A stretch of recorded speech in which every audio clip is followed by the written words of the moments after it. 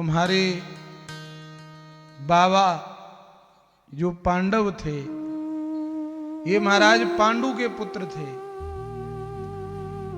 और महाराज पांडु को किंदम ऋषि का शाप लग गया, असमय में मृत्यु हो गई।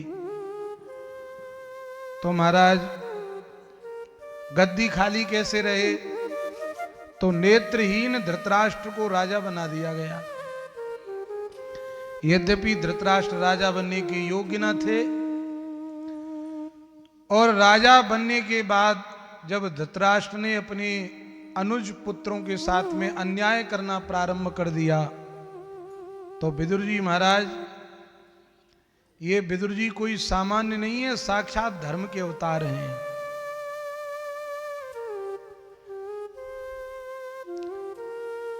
साक्षात धर्म के ही अवतार हैं विदुर जी महाराज। और विदुर जी महाराज ने इसका महाराज बड़ा भारी विरोध किया। विदुर जी महाराज बोले कि हे राजन, तुम अपने अनुज पुत्रों के साथ में जो अन्याय कर रहे हो, ये अन्याय तुम्हारा सर्वनाश कर देगा।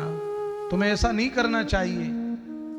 तुम्हारे छोटे भाई के बेटे हैं, लेकिन यहां समस्या क्या है कि एक तो राजा और वो भी नेत्रहीन, अंधा।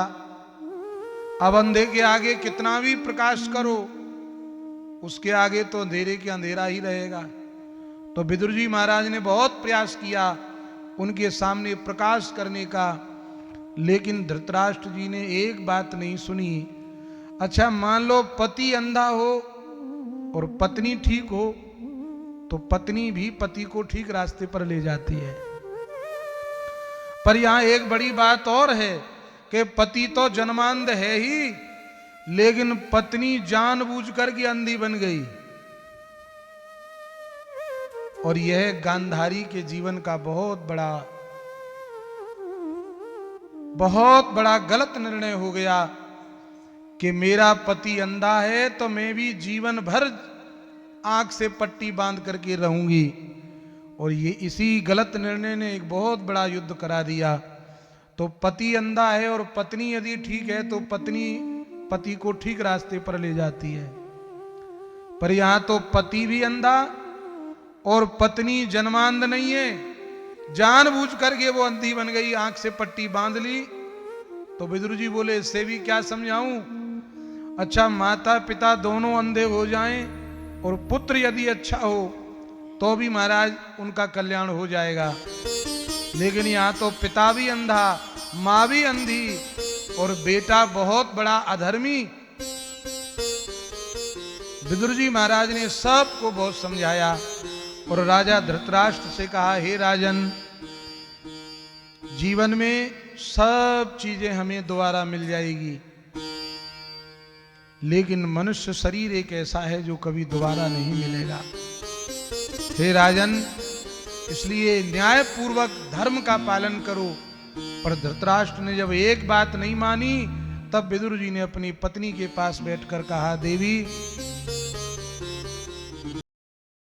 काम है कि यदि कोई व्यक्ति गलत रास्ते पर चले तो पहले तो उसे गलत रास्ते पर भरसक प्रयास करना चाहिए कि वह उस रास्ते का त्याग कर दे।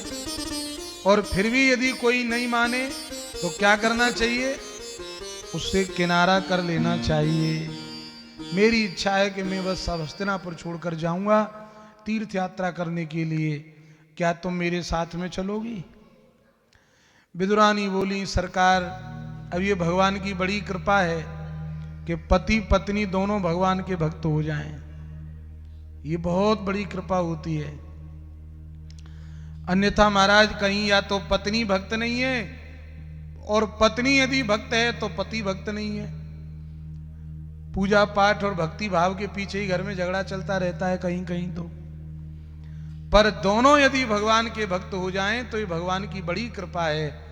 विदुरानी बोली, मैं तो आपके बिना एक क्षण रहूंगी नहीं। बस दोनों ने हस्तिनापुर का त्याग कर दिया और महाराज संपूर्ण तीर्थों में भ्रमण करते करते श्री धाम वृंदावन में पहुंचे। वहां उद्धव जी से उनकी भेंट हुई और उद्धव जी ने विदुर जी को हरिद्वार मैत्रेय मुनि के पास में भेजा। और मैत्रेय मुनि के पास जाकर के विदुर जी महाराज पहुंचे। मैत्रेय जी ने विदुर जी का सम्मान किया और महाराज उचित आसन देकर के बिठाया। मैत्रेय मुनि के चरणों में प्रणाम करके विदुर जी ने,